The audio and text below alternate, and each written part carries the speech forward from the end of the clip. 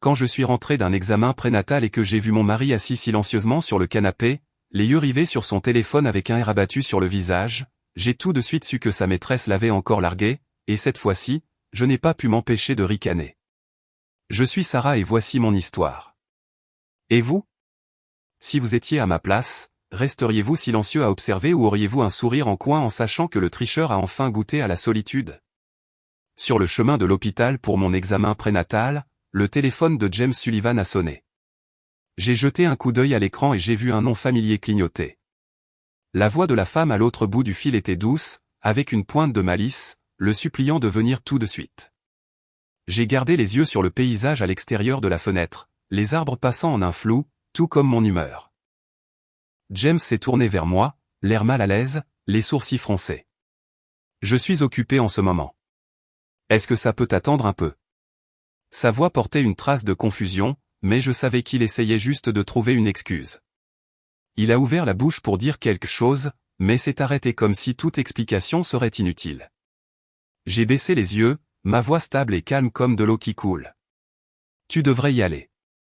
Ça ira pour moi. James s'est figé une seconde, surpris.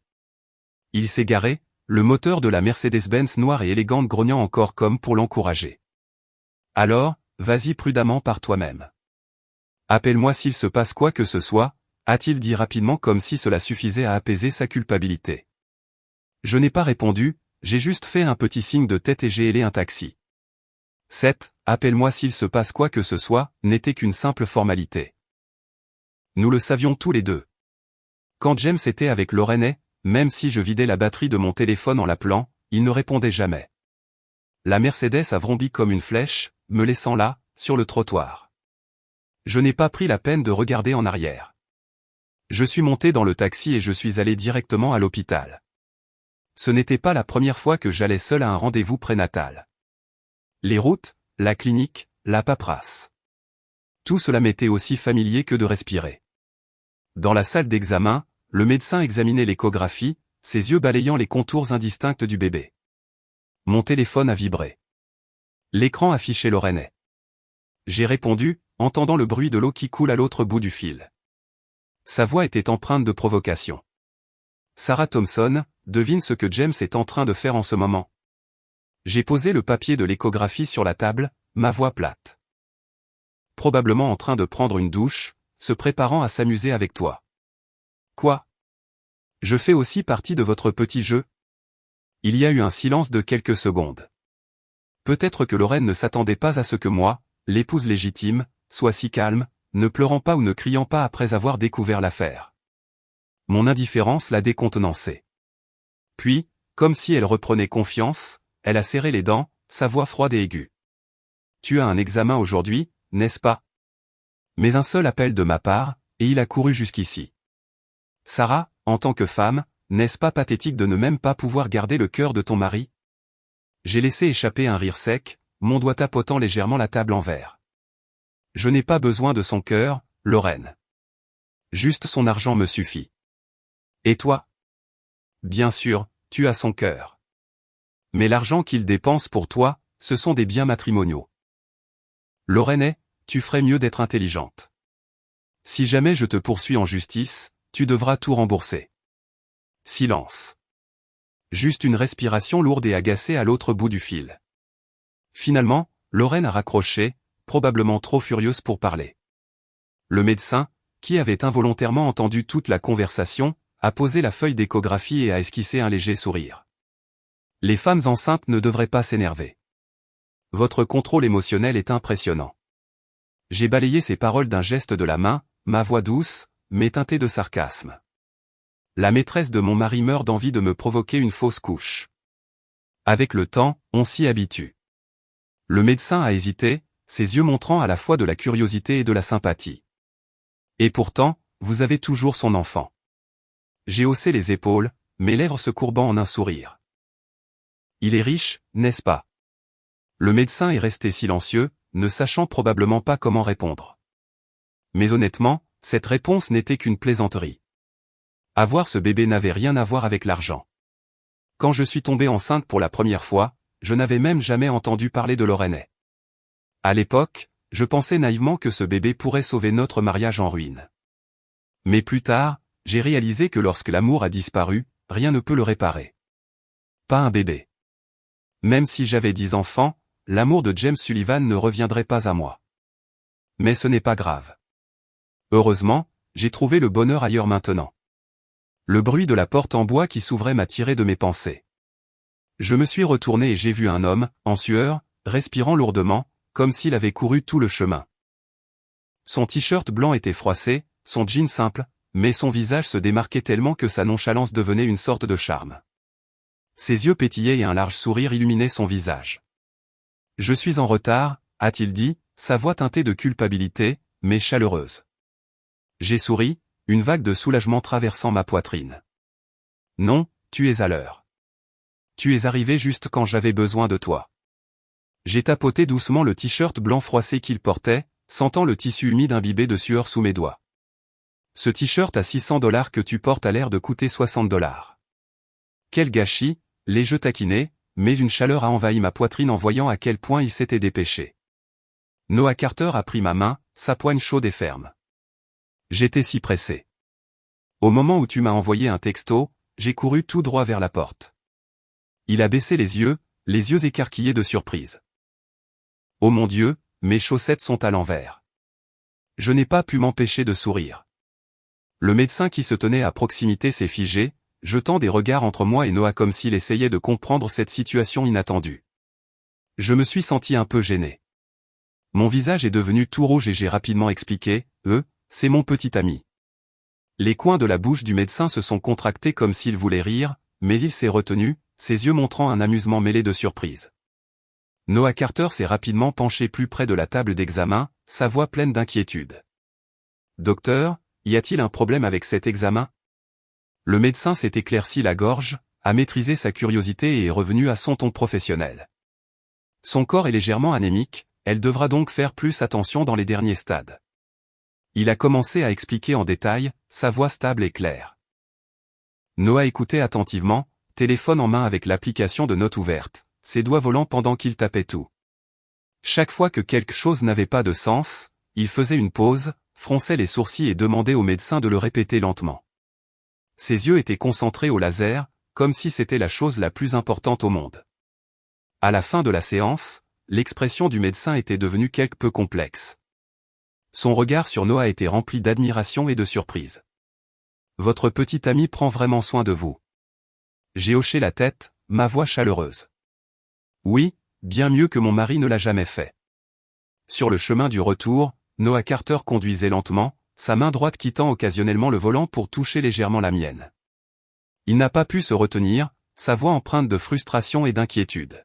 « Quand vas-tu enfin divorcer de lui ?» Je me suis tourné pour le regarder, apercevant les oreilles de Noah, légèrement rouges sous les lumières vacillantes de la rue. C'est à ce moment-là que j'ai remarqué à quel point ses cils étaient longs et recourbés, et comment ses yeux vifs et brillants rendaient difficile pour moi de détourner le regard. Je ne sais pas pourquoi, mais j'ai soudainement pensé à un enfant attendant avec impatience un cadeau de Noël, les yeux pleins d'espoir et de joie innocente. J'ai donné une réponse vague, ma voix douce, mais avec une pointe de promesse. Attends juste, ce sera bientôt. L'histoire entre moi et Noah Carter ressemblait à un chapitre dramatique tout droit sorti d'un roman, un roman qu'il avait écrit lui-même. Ce jour-là, lors d'un long vol, j'ai lu par hasard un roman policier qui m'a époustouflé et j'ai fini par me plonger dans toutes les autres œuvres de l'auteur. Plus je lisais, plus j'étais captivé par l'écriture acérée et les rebondissements imprévisibles. Chaque ligne m'entraînait dans un monde de mystère. Quand l'auteur, qui écrivait sous le pseudonyme de « ou André », a eu une nouvelle séance de dédicace en ville, je suis allé chez Barnes & Noble pour voir. Je supposais qu'il serait un homme d'âge mûr. Son style était si mature et profond. Mais quand je suis entré, j'ai vu un jeune homme d'une vingtaine d'années, incroyablement beau. Ce visage seul aurait pu faire de lui une célébrité. Un sourire éclatant, des yeux intelligents. Cet homme était Noah Carter. J'ai demandé nonchalamment, curieuse. Dans l'ombre de la vérité, le tueur ne l'a pas vraiment fait pour sa mère, n'est-ce pas? Noah a immédiatement levé les yeux, ses yeux s'illuminant d'excitation. Vous avez compris ça? Il s'est lancé directement dans une discussion animée sur l'intrigue, sa voix rapide, passionnée, comme s'il avait trouvé une âme sœur après des années de recherche. Nous avons tellement parlé que nous avons perdu la notion du temps jusqu'à ce que son assistant tousse derrière lui et lui rappelle gentiment. Monsieur Carter, il y a encore beaucoup de gens qui attendent. Ce n'est qu'alors que Noah m'a remis le livre à contre-cœur. Il a fait un clin d'œil, un sourire espiègle scintillant dans ses yeux clairs. Quand j'ai ouvert le livre plus tard, en plus de sa signature fluide, il y avait aussi un numéro écrit à la main, son numéro de téléphone. Après cela, tout s'est déroulé naturellement. Au début, nous discutions juste des intrigues, échangeant des pensées par message. Puis nous avons commencé à réaliser à quel point nous nous entendions bien, de notre amour des livres à notre vision de la vie. Le jour où il a avoué ses sentiments, sa voix tremblait légèrement, pleine de sincérité. J'ai hésité un instant, mais je lui ai dit la vérité. À ce moment-là, James Sullivan et moi étions déjà en train de nous séparer. Il avait Lorraine à ses côtés, et les deux étaient pratiquement des étrangers pour moi. C'est juste que je portais encore son enfant. Noah Carter est resté silencieux pendant un long moment, sa voix baissant. J'ai besoin de temps pour réfléchir. 3 jours plus tard, juste au moment où je pensais qu'il avait abandonné, il a appelé, son ton stable. Je ne veux pas être l'amant. Mais ces 3 derniers jours, j'ai réalisé que je ne peux pas te sortir de ma tête. Alors maintenant, James Sullivan avait Lorraine et moi. J'avais Noah Carter. Quand je suis rentré à la maison, j'ai vu James assis sur le canapé, l'air sombre. L'homme avait l'air d'avoir le cœur brisé. J'ai tout de suite compris. Ce devait être une autre dispute avec Lorraine. Le cycle habituel. Rupture. Blocage mutuel. Pleurer un bon coup. Elle a déjà utilisé cette astuce environ 800 fois. Lorraine était le premier amour de James.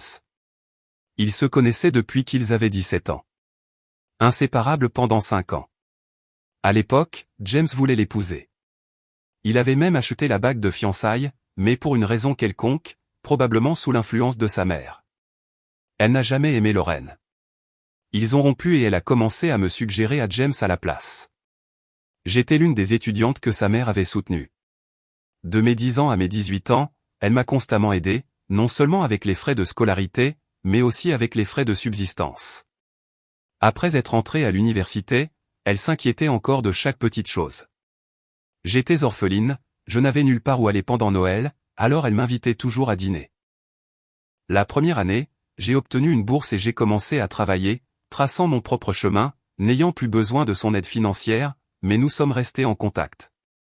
Chaque Noël, j'achetais encore des cadeaux et je venais lui rendre visite.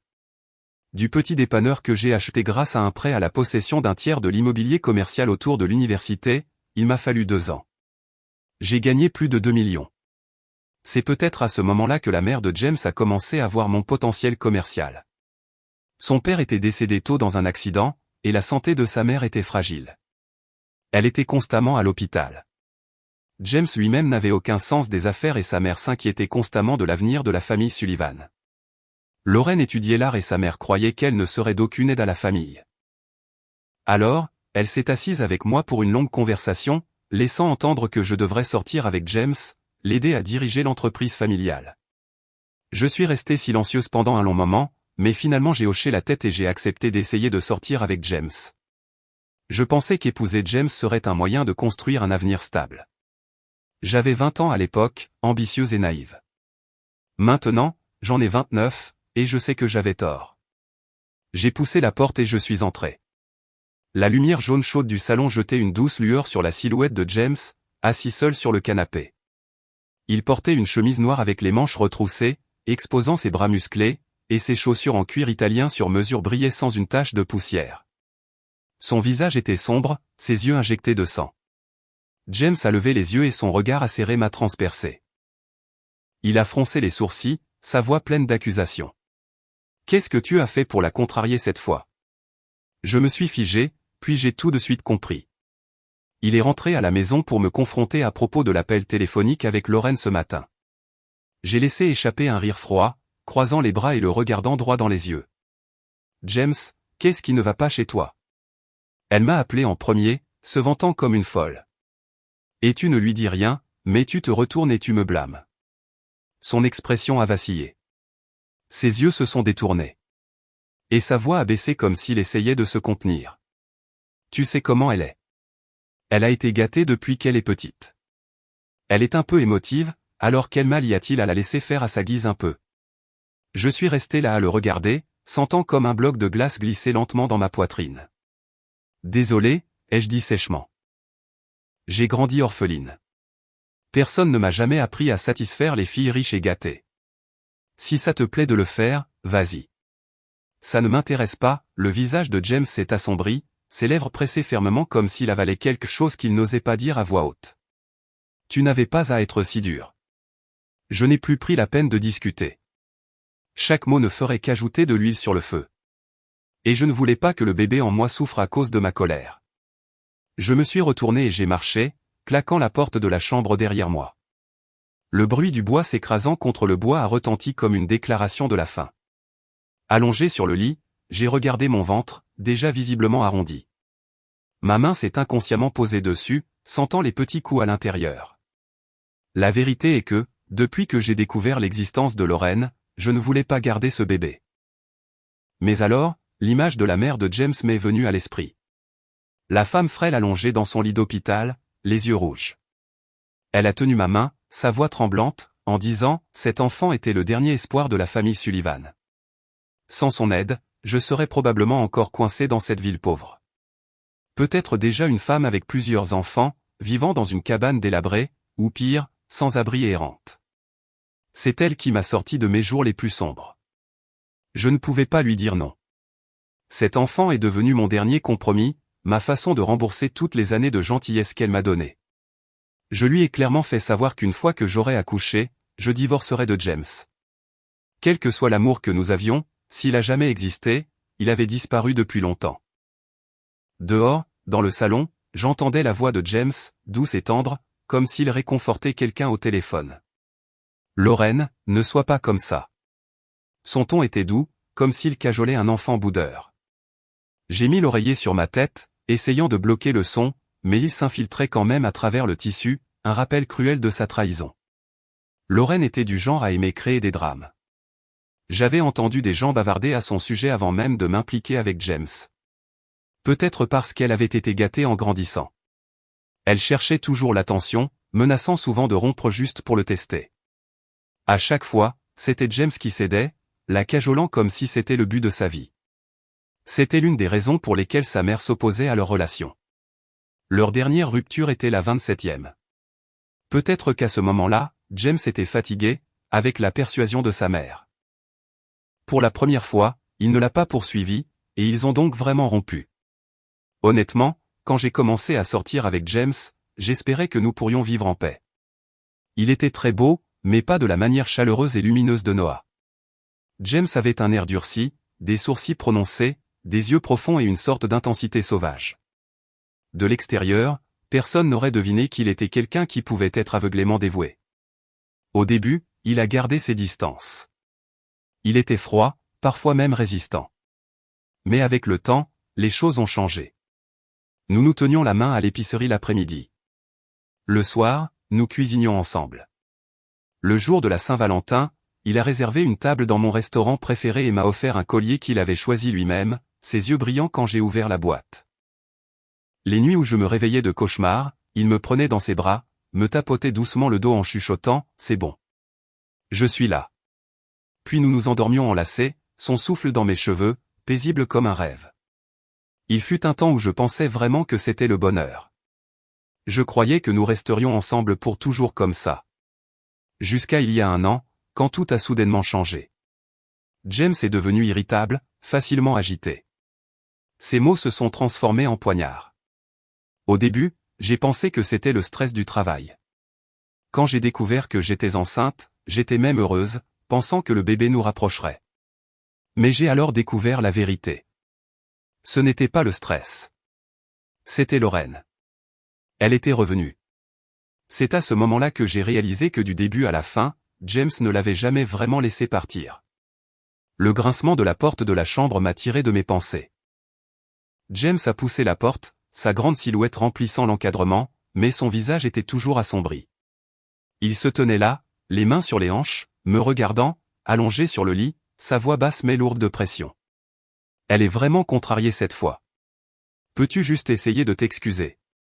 À cet instant, une vague de rage a déferlé dans ma poitrine, brûlant si fort qu'elle aurait pu incinérer chaque once de patience qu'il me restait. Je l'ai regardé, les yeux glacials, ma main agrippant instinctivement le drap. J'avais sincèrement envie de prendre la lampe de chevet et de la lui fracasser sur la tête pour voir ce qu'il avait bien pu se passer là-dedans. Mais alors, les paroles du médecin de ce matin ont résonné dans mon esprit. Les femmes enceintes ne devraient pas se mettre en colère. J'ai pris une profonde inspiration, la mâchoire si serrée que ça faisait mal, essayant de mon mieux de réprimer la tempête qui montait en moi. Dehors! Ai-je craché, chaque mot aiguisé et impitoyable. James a froncé les sourcils. Il a fait un pas vers moi, sa voix devenant plus froide. Sarah, c'est trop. Je me suis levé d'un bond, mes pieds nu heurtant le sol en bois froid. Mais le feu en moi était plus chaud que tout. J'en ai assez, James, ai-je presque crié, le pointant du doigt, mon doigt tremblant d'émotion. Quand l'entreprise a des problèmes, tu viens me voir. Quand Lorraine fait une crise de nerfs, tu viens me voir aussi. Un homme qui vit si pathétiquement. Sérieusement, c'est honteux. Si tu ne sais même pas ce que tu fais, alors ne m'entraîne pas dans ta chute. Quelque chose de sombre a traversé les yeux de James, comme si mes mots avaient touché un nerf à vif. Les veines de ses bras ont sailli, ses poings si serrés que ses jointures sont devenues blanches. Pendant une seconde, j'ai cru qu'il allait se jeter sur moi, crier, peut-être même lever la main. Mais il n'a rien fait. Il est juste resté là, figé, les yeux comme de la glace. Un long moment s'est écoulé avant qu'il ne parle enfin, sa voix basse et menaçante. Sarah, ne regrette pas ça. Puis il s'est retourné et a claqué la porte avec force. Le bruit de ses chaussures en cuir a résonné dans le couloir, s'estompant, laissant la pièce ensevelie dans un lourd silence. Je me suis rassise sur le lit, les bras enroulés autour de mon ventre, sentant le petit battement de cœur à l'intérieur comme un rappel que je devais rester calme. Mais à l'intérieur, je ne pouvais pas m'empêcher de rejouer ce qui venait de se passer. Ce n'était pas la première fois que James me demandait de m'excuser auprès de Lorraine. Chaque fois qu'elle faisait une crise, chaque fois qu'elle appelait pour me provoquer et que je répondais, il se retournait contre moi comme si j'étais celle qui ruinait leur bonheur. Lorraine. Elle n'avait plus que James.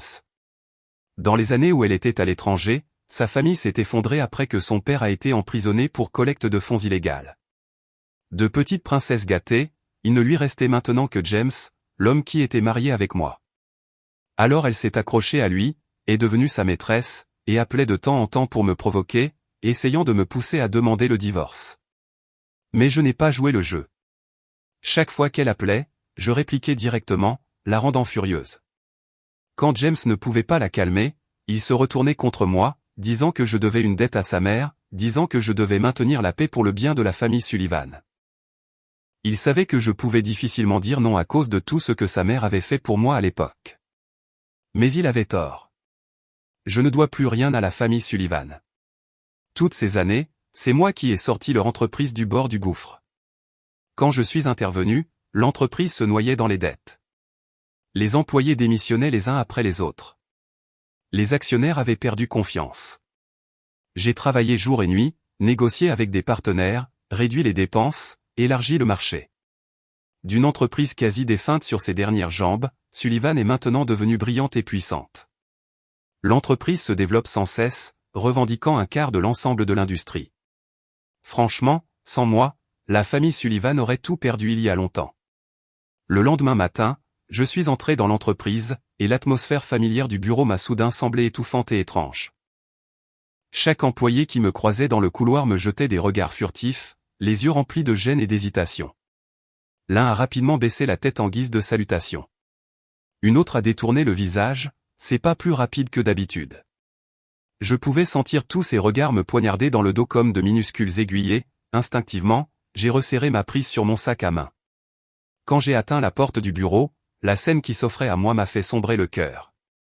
Mes affaires, livres, documents, photos de famille, étaient jetés négligemment sur le sol, éparpillés comme des déchets. Ma tasse préférée, celle en porcelaine blanche avec des fleurs de cerisier que la mère de James m'avait offerte l'année dernière, était brisée en 1000 morceaux. Je suis resté là, figé, le sang me montant au visage, ma voix devenant froide comme de la glace. Qu'est-ce que c'est? La porte s'est ouverte et quelqu'un que je n'attendais pas du tout est sorti. Lorraine. Elle se tenait là, dans une robe rouge moulante, les cheveux bouclés tombant sur ses épaules, jetant un regard nonchalant sur le désordre par terre avant de laisser échapper un sourire narquois, le coin de ses lèvres se soulevant de moquerie. « Je t'aide juste à vider ton bureau », a-t-elle dit nonchalamment, sa voix légère mais pleine de provocation. Avec ce gros ventre, ça doit être gênant. Je suis juste serviable. Je suis resté figé, la regardant avec incrédulité. « Qu'est-ce que tu fais ici ?» ai-je demandé, ma voix tremblant légèrement sous la fureur qui montait en moi. Lorraine s'est appuyée contre le cadre de la porte, les bras croisés, souriant avec suffisance. « Tu ne savais pas ?» Classique James, oubliant de mentionner des choses comme ça. Elle a fait une pause, savourant le moment, puis a continué. Son ton était léger, mais pour moi, c'était comme un coup de foudre. Sarah Thompson, James t'a déjà réaffecté. Tu n'es plus la PDG de Stellar. Tu peux faire tes valises et partir. Ma voix s'est élevée sous le choc. Me réaffecter? Alors qui est le nouveau PDG? Un soupçon ridicule m'a traversé l'esprit.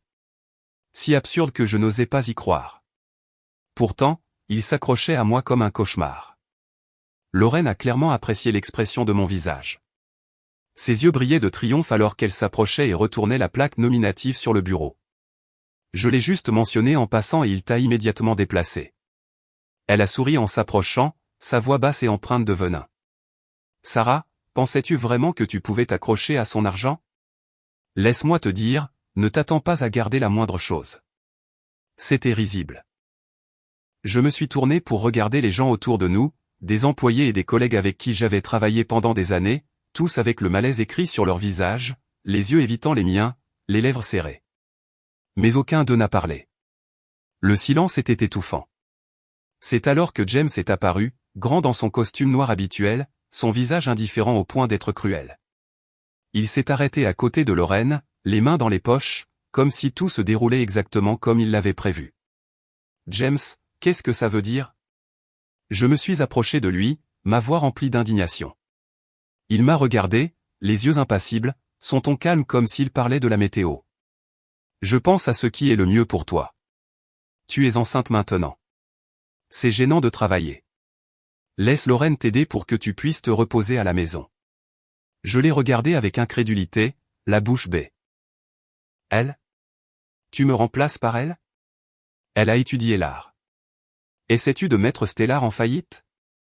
Le projet de développement des banlieues sud avec la ville m'attend toujours.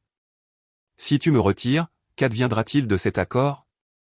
James a croisé les bras, son ton plein de mépris, ses yeux me balayant de haut en bas comme s'il évaluait un produit défectueux. Sarah, tu te surestimes vraiment. Tu penses que sans toi l'entreprise ne peut pas fonctionner? Avant que tu n'arrives, Stellar allait très bien, n'est-ce pas? C'est à ce moment-là que j'ai compris. C'était donc une vengeance pour ne pas m'être excusé auprès de Lorraine hier.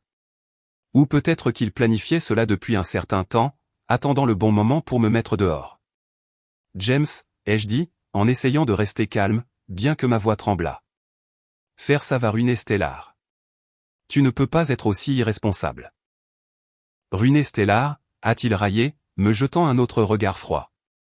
Je pense que tu ne peux tout simplement pas lâcher le pouvoir. Depuis que tu as rejoint l'entreprise, qui se souvient même que je suis le propriétaire? Pour tout le monde, c'est juste la PDG Sarah. Je jure que tu étais sur le point de changer le nom de l'entreprise en Thomson Corporation, je suis resté là, stupéfaite, regardant James, ses yeux brûlants de ressentiment. C'était donc ça. À ses yeux, je l'avais éclipsé, lui avais volé la vedette qu'il pensait lui appartenir. Mais je n'ai jamais voulu ça. La mère de James m'a fait entrer chez Stellar pour le soutenir et le protéger.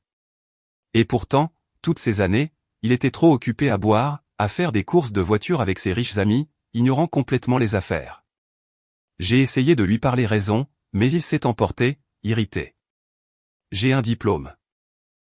À quoi me sers-tu? Ma mère t'a fait entrer dans l'entreprise pour travailler pour moi, tu te souviens?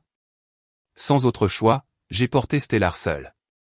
Ces années-là, l'entreprise déclinait de jour en jour. Les flux de trésorerie étaient instables. Les principaux clients partaient les uns après les autres. J'ai dû faire du porte-à-porte pour les reconquérir. M'inclinant, suppliant, ma voix implorante. Parfois, je devais boire avec des clients louches et arrogants, obèse, sordide, puant le mensonge. Personne ne m'a aidé. Même maintenant, quand j'y pense, je n'arrive toujours pas à croire que j'ai traversé ces années seul. Soyons clairs, sans moi, il n'y aurait jamais eu le Stellar que nous voyons aujourd'hui. Fort, en expansion, l'action en hausse. Et maintenant, après m'avoir utilisé, James me jette comme un vieil outil. Je n'ai pas pu me retenir. J'ai ri, un rire froid et aigu, résonnant dans le couloir silencieux. Quelques employés ont tourné la tête, surpris. J'ai reculé d'un pas, ma voix stable, mais empreinte de mépris. James, est-ce qu'Eleanor Bennett sait que tu fais ça? Son expression a légèrement changé, une lueur de panique traversant ses yeux, mais elle a disparu rapidement, remplacée par la colère. Il a crié, sa voix résonnant, c'est la succession Sullivan. C'est mon entreprise. Je n'ai de compte à rendre à personne.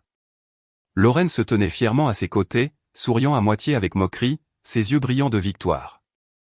Sarah, pour qui te prends-tu, a-t-elle avancé, la voix dégoulinant de mépris.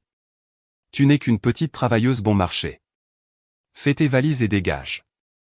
J'ai fixé l'homme en face de moi, celui qui était autrefois mon mari, celui qui me tenait autrefois dans ses bras pendant des nuits interminables. Et pendant un long moment, je suis resté figé, sentant mon cœur se déchirer. Puis soudain, j'ai ri, un rire amer et cinglant. Très bien, James. Bien joué. Je pars. En quittant l'entreprise, je suis sorti dans la rue.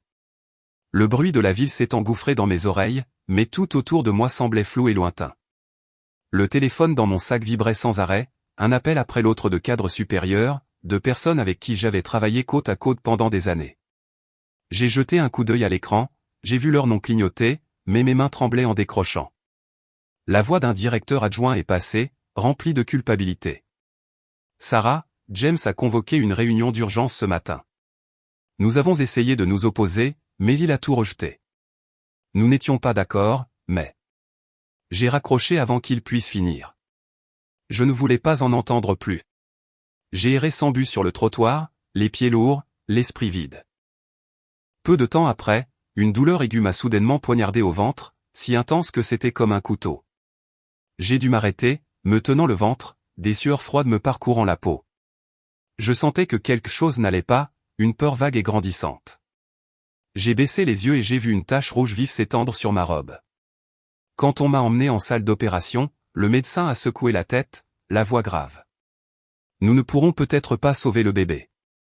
J'étais allongé là, le corps engourdi par les médicaments, mais mon cœur avait l'impression d'être déchiré. J'ai essayé d'appeler James, non pas parce que j'attendais quelque chose de lui, mais parce que ce bébé, il avait le droit de savoir. Le téléphone a sonné un moment avant qu'il ne décroche. J'ai essayé de garder ma voix stable, mais elle tremblait quand même. James, je suis à l'hôpital. Le médecin a dit que nous pourrions perdre le bébé. Il y a eu un silence de quelques secondes à l'autre bout du fil. Puis il a laissé échapper un rire sec, sa voix dégoulinant de sarcasme. Sarah, depuis quand as-tu commencé à jouer le jeu de pleurer, crier et menacer de mourir? Tu penses qu'utiliser le bébé pour me faire culpabiliser va te faire revenir? J'ai tranquillement mis fin à l'appel, plaçant lentement ma main sur mon ventre, sentant le vide se répandre à l'intérieur. La vérité est que, depuis que Lorraine est revenue, j'avais cessé d'attendre quoi que ce soit de ce bébé. Parfois, je le voyais même comme une humiliation, un rappel constant que du début à la fin, mon mari n'aimait que quelqu'un d'autre. Mais jour après jour, en le sentant grandir en moi, cette connexion miraculeuse de sang et de chair rendait impossible de le laisser partir. J'avais pensé une fois, si James n'en voulait pas, je prendrais le bébé et je partirais. Cet enfant était resté avec moi tout ce temps, il était à moi. J'ai fermé les yeux, une seule larme chaude roulant sur ma joue. Quand je les ai rouverts, le premier visage que j'ai vu était celui de Noah Carter. Inquiet et épuisé, il marchait prudemment à côté du médecin alors qu'on me conduisait en salle de réveil, me tenant doucement la main comme s'il avait peur que je disparaisse. Je n'avais même pas besoin d'être hospitalisé longtemps, mais il a insisté, convainquant le médecin de me garder un jour de plus pour observation. Le lendemain matin, lorsque j'ai été libéré, Noah a insisté pour m'emmener chez lui, sa voix pleine d'inquiétude. Cet homme, le front plissé, et une lueur de colère a traversé son visage à la mention de James. Il ne prendra pas soin de toi. Je veux être avec toi. J'ai réfléchi un instant, j'ai regardé ses yeux sincères et j'ai hoché la tête. La vérité est que je montre rarement de la faiblesse. La vie avait toujours été plus dure pour moi que pour la plupart des gens, et j'avais serré les dents et continué. Mais d'une manière ou d'une autre, je pouvais tout endurer quand j'étais seul. Ce n'est que lorsque quelqu'un m'aime vraiment que je m'adoucis. Je ne voulais vraiment pas retourner seul dans cette maison vide. Quand nous sommes arrivés chez Noah, j'ai pensé que son idée de prendre soin de moi n'était qu'une phrase réconfortante. Il venait d'une famille riche, encore plus aisée que celle de James, mais il avait choisi d'écrire des romans au lieu de rejoindre le monde des affaires, et il avait un succès fou. 3 de ses livres avaient été adaptés en film, tous rapportant plus de 200 millions de dollars avec des droits de best-seller et un nom connu dans toute l'industrie. Quelqu'un comme ça, comment pourrait-il être doué pour prendre soin de quelqu'un? Mais j'avais tort. Chaque repas, Noah le cuisinait personnellement. Les plats n'étaient pas sophistiqués, mais étonnamment délicieux. Surtout sa soupe de nouilles au poulet. Les nouilles étaient moelleuses, le bouillon riche avec du poulet mijoté, et les légumes croquants et sucrés. « Comment es-tu si doué pour ça ?» ai-je demandé, surprise, un peu de soupe encore sur mes lèvres. Noah s'est appuyé sur son coude, me souriant. La lumière jaune chaude de la cuisine se déversait sur ses cheveux sombres, les teintant d'un or doux. Sa table à manger n'était pas grande. Nous étions assis près l'un de l'autre, assez près pour qu'il puisse tendre la main et toucher mes cheveux. « Je voulais prendre soin de toi, » a-t-il dit, faisant un clin d'œil, ses lèvres se courbant en un sourire espiègle comme un enfant qui se vante. J'allais rire, mais des souvenirs des années avec James ont traversé mon esprit. Il ne savait pas cuisiner, ou plutôt, il ne pouvait rien gérer qui impliquait de prendre soin de quelqu'un d'autre. À l'époque, je ne ressentais pas grand-chose. Je me suis dit que j'avais besoin de sécurité financière. Et comparé à ces jours d'enfance affamés, ce que j'avais était déjà suffisant. Ce n'est que maintenant que j'ai réalisé qu'être soigné, être chéri, était une forme de bonheur en soi. Dans les jours qui ont suivi, être retiré de Stellar ne m'a pas fait autant de mal que je le pensais. J'y ai consacré 9 ans de ma vie, les sauver du bord de l'effondrement. Stellar avait été comme mon enfant. Je m'étais habitué aux voyages sans fin, aux appels téléphoniques constants, aux réunions consécutives. Et pourtant, ces derniers jours, ne rien avoir à faire soudainement était étrangement réconfortant. Pendant la journée, Noah aimait s'asseoir dans son bureau et écrire, ses doigts volant sur son ordinateur portable alors que la lumière du soleil se déversait à travers les rideaux sur son visage concentré. Le sol était recouvert de tapis épais et doux, et le parfum subtil des vieux livres emplissait l'air. Les jours ensoleillés, je me pelotonnais dans le pouf à côté de lui avec un livre à la main, le bruit des pages tournées remplissant doucement la pièce. Parfois, nous nous disputions férocement sur un rebondissement de l'intrigue, nous chamaillant toute la matinée, le rire résonnant sur les murs. L'après-midi, nous faisions la sieste ensemble. Les rideaux tirés, l'obscurité enveloppait la pièce, et tout semblait si calme. Il passait ses bras autour de moi par derrière, son souffle chaud contre mon cou, et nous dormions jusqu'à 15 heures. Après avoir écrit un peu plus, nous allions faire les courses, main dans la main. Il poussait le chariot pendant que je choisissais des légumes frais. Après le dîner, nous regardions un film ensemble. Pour la première fois de ma vie, j'avais des jours comme ça. Pas de dispute, pas de jeu de pouvoir. Être simplement ensemble suffisait. Parfois, allongé à côté de lui, écoutant son rythme cardiaque régulier, je sentais que ce bonheur était si fragile qu'il ne pouvait pas être réel. Comme un rêve qui pourrait se briser à tout moment. Cette nuit-là, alors que j'étais allongé dans les bras de Noah Carter en regardant un film, mon téléphone a soudainement sonné. C'était la mère de James qui appelait. J'ai hésité un instant, puis j'ai décroché. La voix d'Eleanor est passée, réprimant à peine sa fureur. J'ai entendu que ce bâtard a réaffecté ton poste. J'étais stupéfaite. C'était la première fois que je l'entendais jurer. Sa voix était aiguë, tremblant de colère. Eleanor avait toujours été une femme raffinée, à la voix douce, et pourtant maintenant je pouvais sentir le feu en elle à travers chaque mot. Je viens de lui dire ce que j'en pense, mais cette fois, il est catégorique sur sa décision. Elle a fait une pause, essayant de calmer sa respiration, de lourdes expirations crépitant à travers le téléphone. Sarah, ne sois pas contrariée.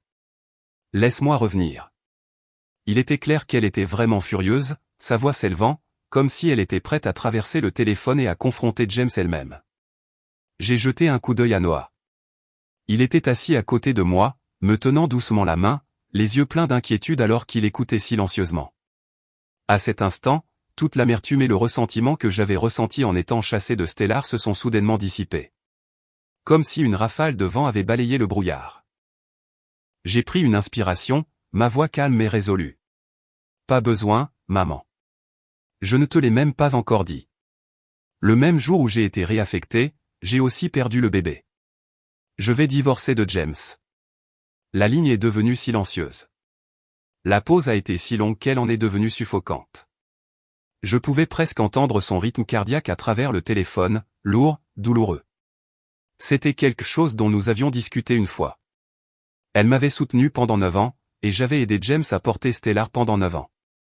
Le bébé avait été le dernier lien qui restait, la promesse que je lui avais faite, et maintenant même cela avait disparu. Il était temps pour moi de partir. Nous savions toutes les deux que je ne reviendrais pas.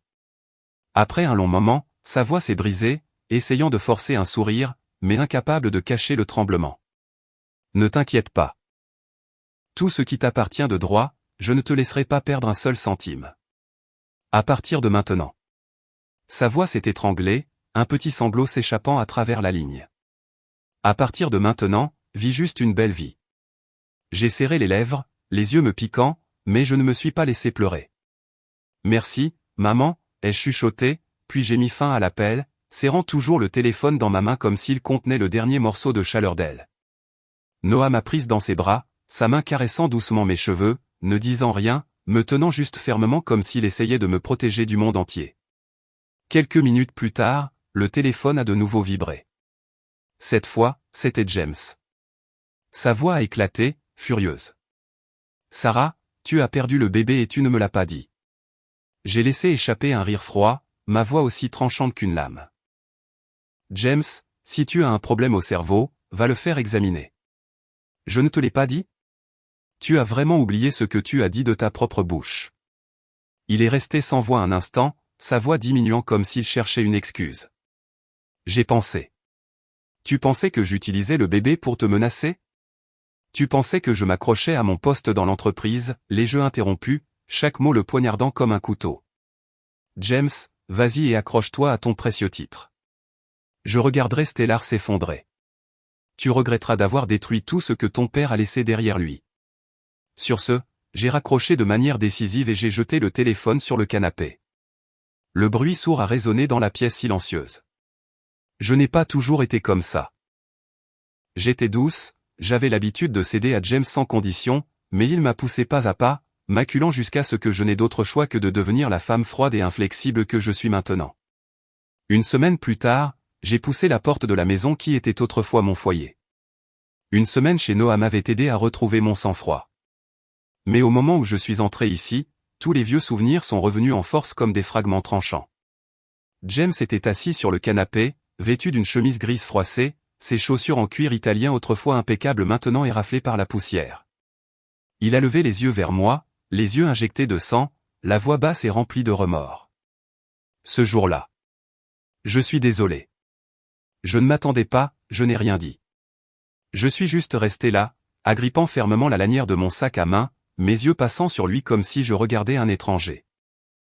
La vérité est que je sentais qu'il n'y avait plus rien à dire entre nous. Peu importe à quel point ses excuses pouvaient être sincères, elles ne pouvaient pas effacer les blessures qu'il avait laissées. Je me suis dirigé vers la table, j'ai sorti un dossier de mon sac et j'ai placé l'accord de divorce devant lui. James s'est figé, les yeux écarquillés, comme s'il ne pouvait pas croire ce qu'il voyait. Il a soudainement levé les yeux, la voix s'élevant sous le choc. Sarah, tu veux divorcer de moi? Oui.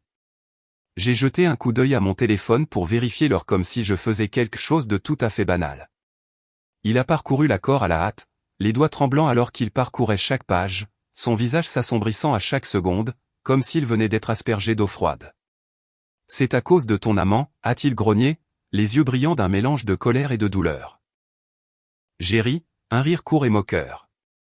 Trop fatigué pour discuter, j'ai simplement hoché la tête. Oui. James s'est soudainement levé du canapé, s'est pas mal assuré, son visage pâle. As-tu oublié que tu es déjà marié, a-t-il crié, me montrant du doigt, les veines de son cou saillantes. Sait-il même que tu as un mari? Je l'ai regardé droit dans les yeux, le sourire sur mes lèvres devenant plus aiguisé. Bien sûr qu'il le sait. Et tu es marié aussi, n'est-ce pas? Lorraine n'a jamais semblé se soucier que tu es une femme. Il s'est étouffé, son visage devenant plus laid, les lèvres serrées comme s'il essayait d'avaler quelque chose d'amer. J'ai incliné la tête, la voix calme, mais empreinte de sarcasme. Qu'est-ce qui ne va pas? Tu ne veux plus divorcer maintenant? Qu'est-ce que Lorraine est censée faire alors? James m'a jeté un coup d'œil, les yeux pleins de frustration, sa voix baissant presque à un murmure. Nous n'en sommes même pas encore là. Soudain, il s'est avancé, m'agrippant fermement les épaules, si fort que j'ai grimacé de douleur. Sarah, où iras-tu si tu quittes la famille Sullivan? Que peux-tu faire d'autre? Tu vas jeter tout ce que tu as construit pendant toutes ces années juste à cause d'un moment impulsif. Est-ce que ça en vaut la peine? J'ai lentement repoussé ses mains. Le regardant droit dans les yeux, j'ai dit, n'est-ce pas toi qui m'as forcé à tout abandonner? Tu m'as chassé de Stellar, tu m'as fait perdre notre enfant. James, tout ce que j'ai perdu, n'est-ce pas toi qui me l'as pris? Alors, qu'est-ce que tu fais semblant maintenant? Il a été stupéfait, restant figé comme une statue, ses yeux vacillants de panique. Après une longue pause, il a balbutié, la voix tremblante comme s'il ne pouvait pas croire ce qu'il entendait. Ce n'est pas vrai. Sarah, tu ne m'aimais plus? Toutes ces années, tu n'as jamais lâché prise. Comment peux-tu simplement partir maintenant? J'ai souri, un sourire doux et amer, comme une brise pleine de chagrin. Tu penses que je suis resté toutes ces années parce que je t'aimais? J'ai fait une pause, le regardant profondément dans les yeux, chaque mot comme un poignard au cœur. James, j'ai voulu divorcer de toi dès que j'ai découvert que tu me trompais. Je suis resté parce qu'Eleanor m'a soutenu pendant 9 ans et je t'ai aidé à relancer Stellar pendant 9 ans. Ce terme est maintenant terminé. J'ai fait glisser l'accord de divorce vers lui, le bout de mon doigt effleurant le papier comme si je touchais la porte de ma propre liberté. James, je ne dois plus rien à ta famille. Il est resté immobile, les mains tombant le long de son corps, les yeux vides alors qu'il fixait l'accord sur la table comme si le monde entier venait de s'effondrer sous lui. Toi. Que as-tu dit? Sa voix tremblait, faible, comme celle d'un homme qui venait de tout perdre. J'ai dit, ai-je répété, chaque mot limpide. Le temps est écoulé, James. Divorçons. Ce jour-là, la dispute de la veille n'avait mené nulle part. James refusait obstinément de divorcer. J'ai fait mes valises et j'ai quitté la villa, m'installant chez Noah. Même si j'avais quitté Stellar, de vieux amis de l'entreprise restaient souvent en contact, leur voix remplie de frustration au téléphone. Sarah, cette nouvelle directrice, n'a-t-elle obtenu le poste que grâce au président James? Nous lui avons envoyé le rapport financier, et elle n'a rien compris. C'est insupportable. J'ai serré les lèvres, j'ai posé ma tasse de thé, mes yeux dérivant vers la fenêtre où la lumière du soleil filtrait à travers les arbres. Avant que je puisse répondre, elle a continué, sa voix s'élevant d'irritation. Elle ne se montre que brièvement chaque jour, et quand nous avons besoin qu'elle signe des documents, elle est introuvable. Le dernier projet avait déjà été approuvé, et elle nous a fait le refaire de zéro. Il n'y a plus de temps. J'ai baissé les yeux, mes doigts tapotant inconsciemment la table. Lorraine avait étudié l'art. La gestion pour elle était comme un livre écrit dans une langue étrangère. Et James, il n'était pas beaucoup mieux. Un homme habitué à compter sur les autres, ne levant jamais le petit doigt quand il s'agissait de travail sérieux. Avec Stellar entre leurs mains, je savais que ça ne durerait pas longtemps. Effectivement, moins de 2 mois plus tard, alors que Noah et moi préparions les papiers du divorce pour le tribunal, mon téléphone a de nouveau sonné. Cette fois, c'était mon ancien assistant. Sa voix était si paniquée qu'elle frisait la frénésie. Sarah, il s'est passé quelque chose d'énorme chez Stellar, a-t-il presque crié au téléphone, à bout de souffle. Lorraine a ignoré les objections de tout le monde et a acheté un paquet d'actifs toxiques. Nous étions tous en désaccord, alors elle est allée voir James, et il a approuvé tout de suite. J'écoutais, le cœur serré, bien que je ne sois pas surprise. Sa voix débordait de dédain et de fureur. Elle n'a même pas lu attentivement, elle n'a découvert que plus tard que tous les terrains étaient déjà hypothéqués. Maintenant, tout est bloqué et la chaîne de financement est déjà rompue. Sarah, qu'est-ce qu'on fait maintenant? J'ai laissé échapper un rire amer, mes yeux rencontrant ceux de Noah de l'autre côté de la table. Il avait cessé de taper et me regardait avec inquiétude. Je ne suis pas une magicienne qui peut tout réparer, ai-je répondu, mon ton calme, mais teinté d'amertume. Ils devront juste s'en occuper. Stellar était maintenant complètement chaotique, comme un navire qui avait perdu son cap d'après ce que mes anciens collègues m'ont dit. Lauren et James se retournaient maintenant l'un contre l'autre. À l'époque où j'étais encore là, je m'occupais de tout, de la négociation avec les partenaires à l'équilibre des finances en passant par la résolution de problèmes, petits et grands. James profitait des avantages tandis que Lauren jouait simplement le rôle de la maîtresse cachée. Mais maintenant qu'ils devaient porter le fardeau eux-mêmes, ils ont enfin vu à quel point c'était vraiment difficile. Et puis, comme un acte prévisible, la scène familière s'est déroulée. Ils ont rompu là, dans le bureau de l'entreprise. Ce jour-là, la dispute de la veille n'avait mené nulle part. James était fermement opposé au divorce. J'ai fait mes valises et j'ai quitté la villa, m'installant chez Noah. Même si j'avais quitté Stellar, mes vieux amis de l'entreprise n'arrêtaient pas d'appeler, leur voix remplie de frustration. Sarah, cette nouvelle directrice n'a eu le poste que grâce au président James, n'est-ce pas? Nous lui avons envoyé des rapports financiers, et elle ne comprend rien. C'est insupportable. J'ai serré les lèvres, j'ai posé ma tasse de thé, mes yeux dérivant vers la fenêtre où la lumière du soleil filtrait à travers les feuilles. Avant que je puisse répondre, elle a continué, semblant encore plus agacée. Elle ne se montre que brièvement chaque jour, et quand nous avons besoin de faire signer des papiers, nous ne pouvons même pas la trouver. La dernière proposition avait déjà été approuvée, et maintenant elle veut que nous la refassions de zéro. Comment sommes-nous censés respecter les délais? J'ai baissé les yeux, mes doigts tapotant inconsciemment la table. Lauren avait étudié l'art. Gérer une entreprise pour elle était comme lire un livre dans une langue étrangère. Et James n'était pas mieux. Un homme habitué à s'appuyer sur les autres, ne levant jamais le petit doigt pour quoi que ce soit d'important. Avec Stellar entre leurs mains, je savais que ça ne survivrait pas longtemps. Effectivement, pas même 2 mois plus tard, alors que Noah et moi préparions les documents pour l'audience de divorce, mon téléphone a de nouveau sonné. Cette fois, c'était mon ancien assistant. Sa voix était paniquée. « Sarah, il vient de se passer quelque chose de majeur chez Stellar, a-t-il pratiquement crié, le souffle court. Lauren a forcé l'achat d'un tas d'actifs toxiques même si tout le monde s'y opposait. Nous avons tous dit non, mais elle est allée directement voir James et il a approuvé. J'ai écouté, la poitrine serrée, mais je n'étais pas surprise. Sa voix était remplie à la fois de dégoût et de colère. Elle n'a même pas lu les détails attentivement et n'a réalisé que plus tard que tous les terrains étaient déjà hypothéqués.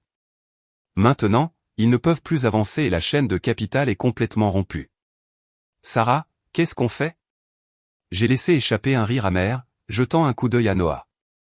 Il était assis en face de moi, les doigts figés sur le clavier, les yeux pleins d'inquiétude.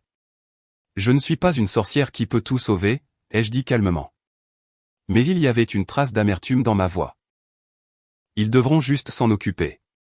Stellar était maintenant complètement en désarroi, comme un navire qui avait perdu sa direction. D'après ce que j'ai entendu d'anciens collègues, Lauren et James se retournaient maintenant l'un contre l'autre. À l'époque où j'étais encore là, je m'occupais de tout, négociant avec les partenaires, équilibrant les finances, résolvant les problèmes petits et grands. James profitait simplement des avantages, et Lauren restait dans l'ombre, jouant le rôle de la douce petite maîtresse. Mais maintenant qu'ils devaient assumer la responsabilité eux-mêmes, ils ont enfin vu à quel point c'était vraiment difficile. Et c'est ainsi que le drame familier s'est à nouveau joué. Ils ont rompu là, dans le bureau de l'entreprise. Stellar a finalement complètement fait faillite, racheté par une grande société régionale. J'ai appris la nouvelle par un appel de mon ancien assistant, sa voix pleine d'amertume, comme s'il parlait de la mort d'un ami proche. Ce qui m'a surprise, c'est qu'après s'être retourné contre James, Lauren a remis tous les secrets commerciaux qu'elle détenait, chiffres, contrats, plans que j'avais soigneusement élaborés, à notre concurrent. Cet acte a été le coup de grâce, anéantissant la dernière chance de survie de Stellar. À partir de ce moment, James et Lauren ont officiellement déchiré leur soi-disant amour. James a utilisé l'excuse de la violation de la confidentialité pour la poursuivre en justice, et Lauren a été condamnée à 3 ans de prison. James, qui n'avait aucune idée réelle de la gestion d'une entreprise, ne pouvait toujours pas lâcher Stellar. Il a vendu tout ce qu'il possédait, les vieux tableaux, la voiture chère, a même hypothéqué la villa où vivait sa mère. Il a injecté tout son argent dans l'entreprise, essayant désespérément de la sauver. Mais c'était comme verser de l'eau dans un puits sans fond. Stellar avait disparu, et sa richesse aussi. 1 an plus tard, j'ai fondé ma propre entreprise. Toujours dans le même secteur d'activité que Stellar, mais cette fois, tout semblait plus léger. L'équipe était composée d'anciens collègues, de personnes qui m'avaient soutenu dans les moments difficiles.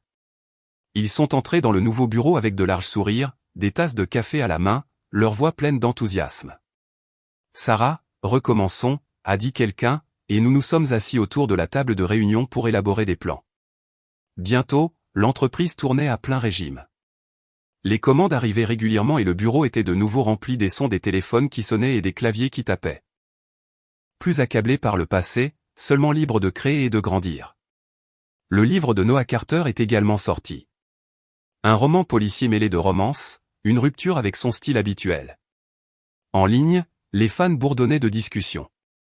Les commentaires affluaient. Ou André a ajouté de la romance cette fois. C'est si mignon, a écrit quelqu'un.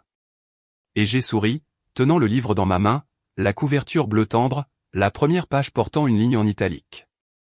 Je dédie ce livre à l'amour de ma vie. Noah était assis à côté de moi sur le canapé, sa main effleurant doucement les pages, sa voix un murmure.